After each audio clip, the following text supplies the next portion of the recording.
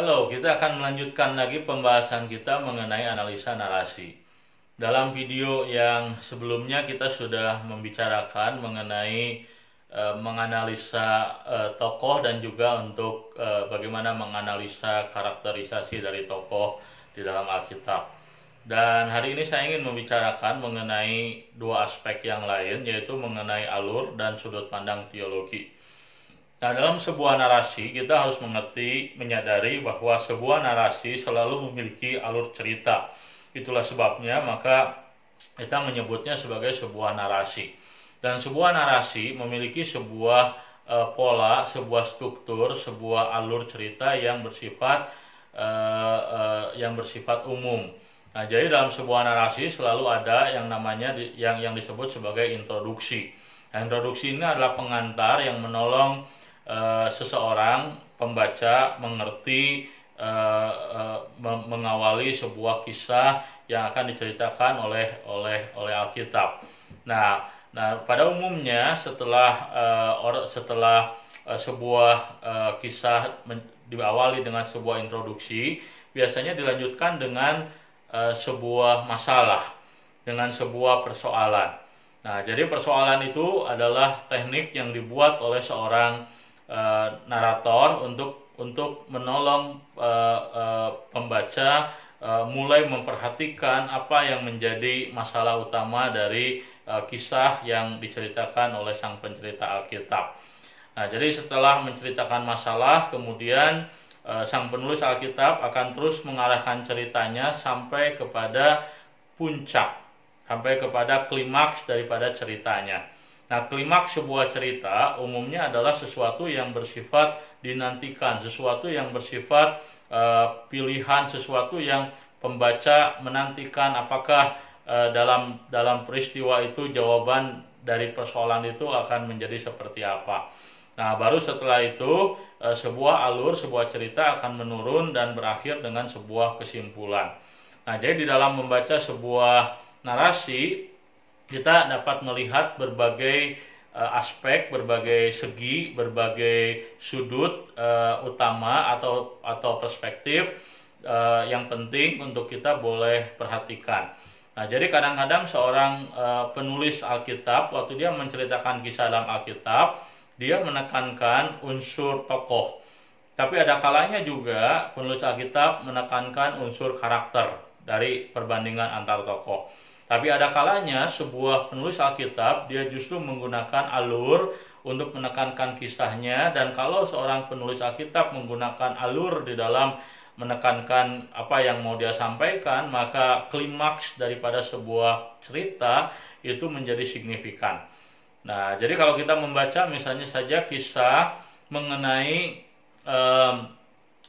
kunjungan orang-orang Majus kepada kunjungan pencarian orang-orang Majus terhadap Mesias, di manakah klimaks daripada cerita ini. Jadi kalau kita membaca kisah ini, alurnya dimulai dengan sang pencerita Alkitab atau kita juga sebut sebagai narator memberikan introduksi, memperkenalkan siapakah itu orang Majus, lalu dia mulai mencari Mesias melalui kehadiran bintang yang terang. Tapi kemudian kita melihat bahwa ada masalah. Masalahnya apa? Bahwa ternyata bintang itu orang Majus tidak tahu di mana sang Mesias itu akan dilahirkan, dan ataupun di mana Mesias itu berada. Dan kemudian orang Majus mulai mencari-cari, dan dia mencari dan salah mencarinya justru ke istana Herodes. Nah, tetapi itu belum puncak ataupun belum klimaks daripada narasi. Lalu di mana klimaks daripada narasi kunjungan ataupun pencarian orang Majus terhadap Mesias? Maka klimaksnya ada pada ketika orang Majus dia mencari sang Mesias, dan ketika dia bertemu dengan sang Mesias, ternyata sang Mesias yang didapatkan, yang mereka temui adalah sang Mesias yang biasa-biasa saja.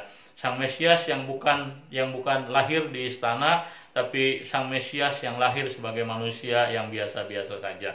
Dan di sanalah sebuah klimaks digambarkan, dan di sanalah orang-orang Majus diperhadapkan dengan sebuah pilihan, apakah mereka akan akan menyembah daripada Sang Mesias, ataukah mereka akan kembali dengan kekecewaan.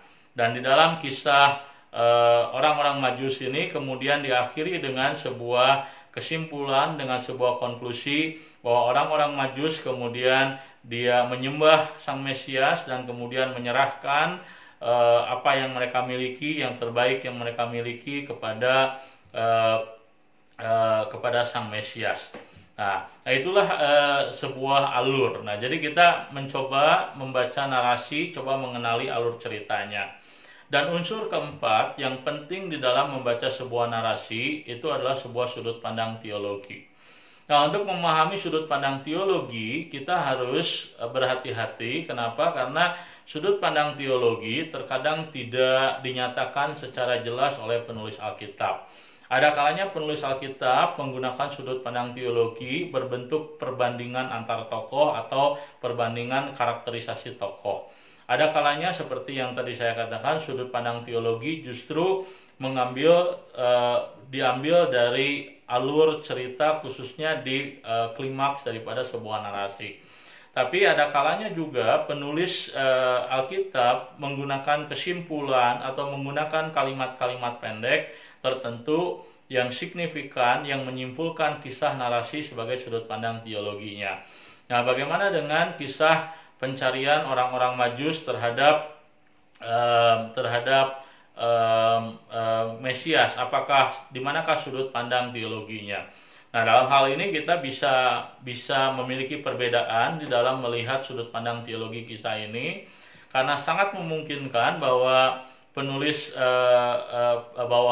bahwa narator atau penulis Alkitab dia menggunakan perbandingan antar tokoh sebagai sudut pandang teologi, tapi juga sangat mungkin bahwa kalimat yang disimpulkan dalam narasi tersebut, bagaimana orang-orang Majus kemudian mereka sujud menyembah dan mempersembahkan harta mereka kepada Tuhan, itu merupakan sudut pandang teologi. Nah, jadi bagaimana kita bisa menentukan sudut pandang teologi daripada sebuah narasi? Maka kita harus juga dibantu dengan analisa yang lain. Nah, supaya apa? Supaya waktu kita menentukan, waktu kita mencoba mengenali sudut pandang teologi sebuah narasi Alkitab, kita tidak memaksakan pemikiran kita, karena pemikiran kita bisa salah. Kita menyangka sesuatu hal adalah sudut pandang teologi dan ternyata itu bisa saja bukan sudut pandang teologi. Lantas apa yang kita butuhkan untuk menolong kita mengenali sudut pandang teologi dengan benar? Maka yang kita butuhkan adalah sebuah analisa teologi terhadap kitab di mana kita sedang membaca kisah tersebut.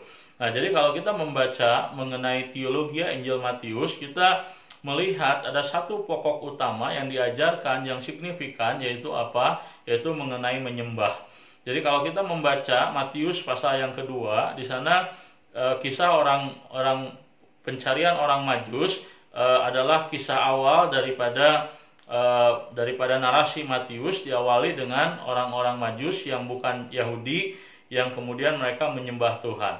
Tapi kalau kita membaca di dalam Matius pasal yang ke-28, di akhir kisah Injil Matius, kita juga mendapati penekanan yang sama, bahwa ternyata murid-murid Tuhan pada akhirnya ketika mereka mendengar perkataan Yesus, ketika di akhir pelayanan Yesus di dunia ini, Alkitab mengatakan bahwa semua orang yang hadir yang hadir pada waktu itu, mereka menyembah Tuhan. Nah, jadi Injil Matius diawali dengan penyembahan, diakhiri dengan penyembahan. Nah, ini adalah sebuah sudut pandang teologi yang signifikan di dalam Injil Matius.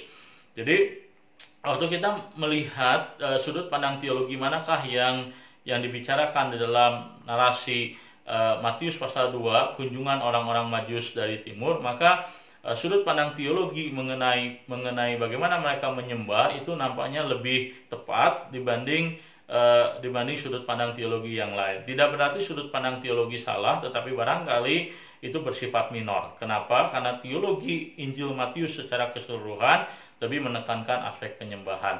Nah, itulah pembelajaran kita terhadap analisa narasi Saya berdoa supaya yang kita pelajari hari ini menjadi berkat bagi pendengar sekalian. Tuhan memberkati.